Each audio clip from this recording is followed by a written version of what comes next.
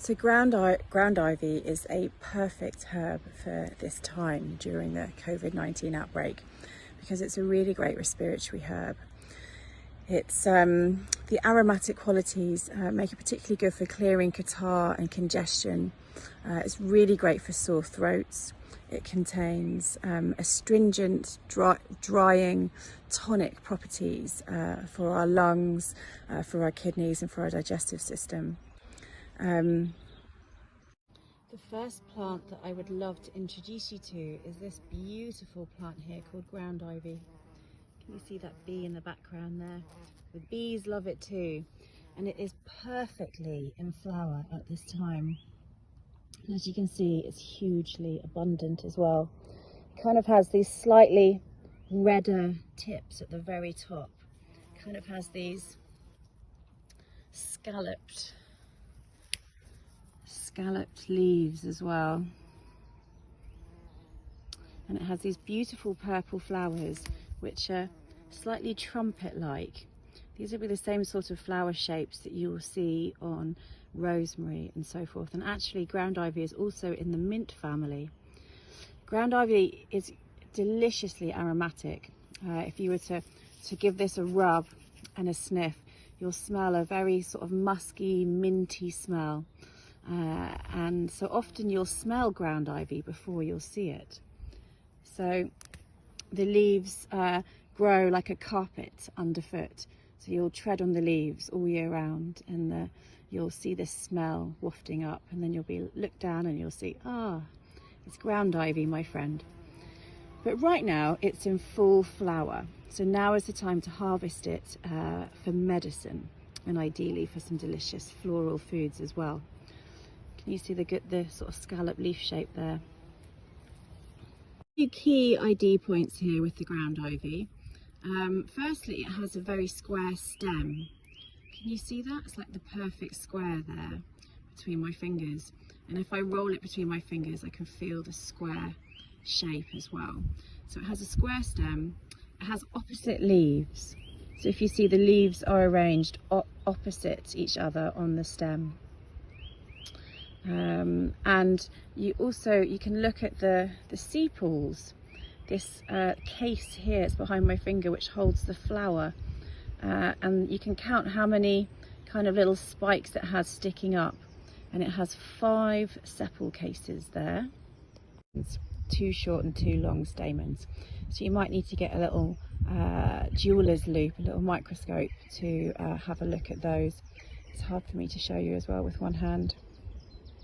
So once you've positively identified this ground ivy, most importantly it's got a beautiful scent, then I'll tell you a bit about its medicine.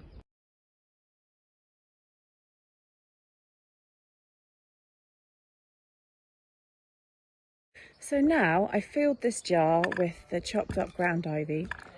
I've pressed it down as well, so it's really quite nicely, tightly packed. And all I'm going to simply do is pour over vodka. So I just buy the cheapest vodka from the supermarket, which does the job. And you're going to fill up the jar all the way to the top so it covers all of the plant material.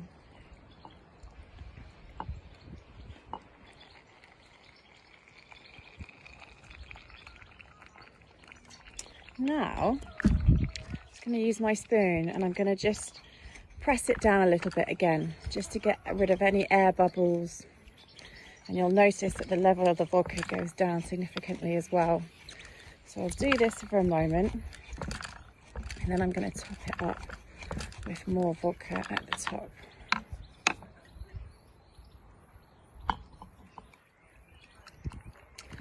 So a tincture is an alcoholic preparation. It's a way of extracting the medicinal benefits of the herbs and preserving them. So some people use brandy instead, and if alcohol is not suitable for you for whatever reason, then you could also make a tincture using apple cider vinegar as well. It's slightly inferior, but it still preserves and extracts to a very good content as well.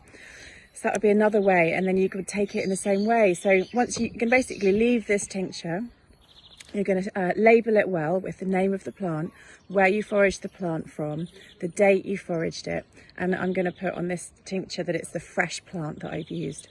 Some people would use dried plants to make a tincture. Personally, I prefer the vibrancy of using fresh plants. So then I'm going to put it in a dark cupboard for a month and let it brew and do its thing. Then I'm going to take it out and strain it.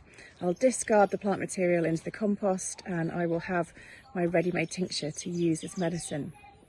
So with that, at times when I'm feeling congested, when I've got lots of catarrh or sinusitis, if I had glue ear or tinnitus, I might try using it as well. If I had a sore throat, those would be the times that I would utilise the medicine of ground ivy. And once you've got your tincture, you could just take, 5 mils a day mixed in water. Ground ivy is a strong medicine in its own way, so I don't use it for children under 5 years, and it's not suitable if you're pregnant. It's okay if you're breastfeeding though. But so it's always important to make sure that you know if the plant that you are foraging is suitable for you as well. So it's always good to ask advice from a herbalist or do your own research and find out. But there we have it, a very simple way of preserving and extracting the medicine from a plant, and in this case ground ivy.